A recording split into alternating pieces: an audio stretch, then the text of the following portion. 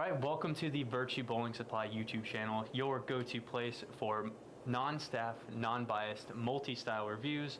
My name is Chris, and I will bring a high-rev perspective. And my name is Josh, and I will be bringing a low-rev perspective. Today we'll be looking at the brand new Columbia300 Piranha PowerCOR Pearl, and I'll be comparing it to the Phase AI and the high-rev Pearl. And I will be comparing it to the Virtual Energy Blackout and the Ivory Rhino Pro. These comparisons will give us and you an idea of what these pieces will look like on the lane. At the end, we will give our honest, non-biased review anywhere from nuts to trash.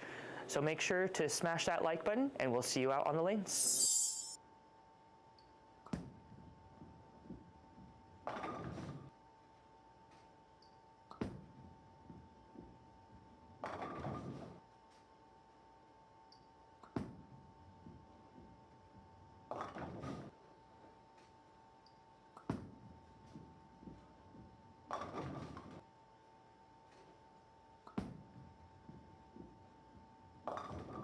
All right, initial thoughts on the Piranha PowerCOR Pearl.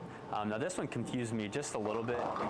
Going down the lane, I figured I needed to be a little bit further to the right and be a little bit more firm with my speed, but this one really looked a lot better when I moved way further left and it was almost in front of the ball return. But I really like the way this ball is shaped through the middle part of the lane. The bigger symmetrical cores I typically like a little bit better.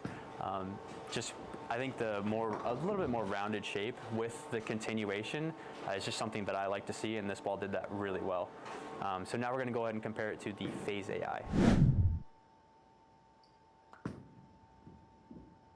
All right, after seeing the Phase AI go down the lane, compared to the Piranha PowerCOR Pearl, I think the Phase AI is just a little bit more arcy, more chuggy kind of ball motion. The Piranha PowerCOR Pearl is quite a bit more angular. It still sees that bigger symmetrical shape, kind of rounded shape, but it's a lot more continuous than the Phase AI. I have a little bit of surface on the Phase AI, which kind of tends to make it a little bit more forward. But for out-of-box surface, the Piranha PowerCOR Pearl is really angular and goes through the pins really well. So now we're going to go ahead and compare the Piranha PowerCOR Pearl to the high-rev Pearl.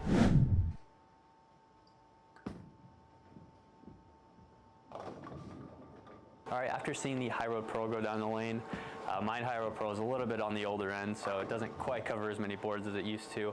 But I definitely had to move a little bit further to the right than the Piranha PowerCOR Pearl. The high-rev Pearl was cleaner, but still smoother off the end of the pattern than the Piranha PowerCOR Pearl. They were almost two zones different. With the Piranha PowerCOR Pearl, it's almost two zones to the left and really shaping the lane. All right, final thoughts on the Piranha PowerCOR Pearl. Going down the lane, and for what we're bowling on right now, it actually looked pretty good. The further I got left, I got way more confident with how the ball was going down the lane and coming off of my hand. I kind of had both misses, where if I missed it in a little bit, it still even had enough teeth to go through the pins and didn't really miss the spot, but I was actually able to get it to the friction and it not completely hockey stick off the end of the pattern. It was still kind of more of a rounded ball motion overall. So that's something definitely I like to see, so I'm going to have to give this one a fire.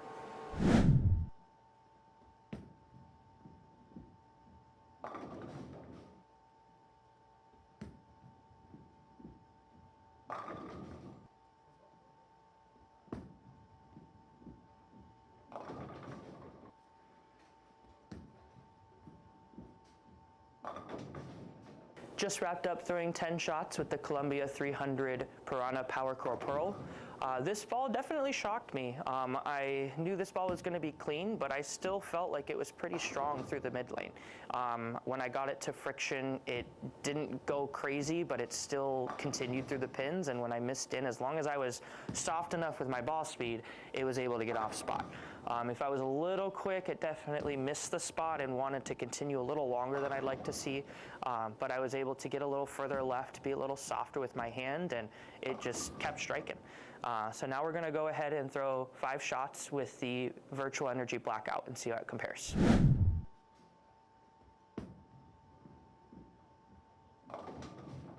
Just threw 5 shots with the Virtual Energy Blackout. This ball is a bigger core than the Piranha, and you could see that going down the lane. If I got it a little right, it still hooked off of it, but was way more forward, and did not drive as much downlane. It was just more of a smoother shape. However, when I missed in, it still was able to get off spot a little bit better than the Piranha. So now we're going to go ahead and throw 5 shots with the Ivory Rhino Pro and see how it compares.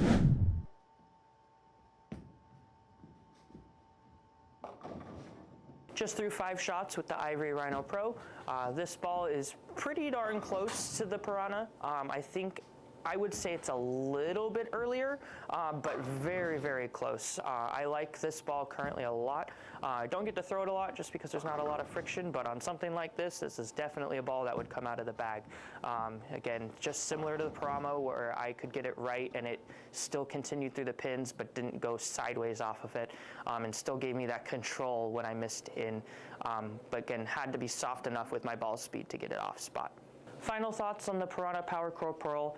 I'm going to have to give this ball a nuts rating. I think this ball is going to be really good. I think with just a hint of surface for the straighter player like me, I think it's going to blend the lane out pretty darn well, and I just really like the overall ball motion. Like I said, if I was a little softer with it, it just blended the lane 10 times better. We hope you found this video useful. As always, if you like videos like this, make sure you hit subscribe. And as always, thanks for watching.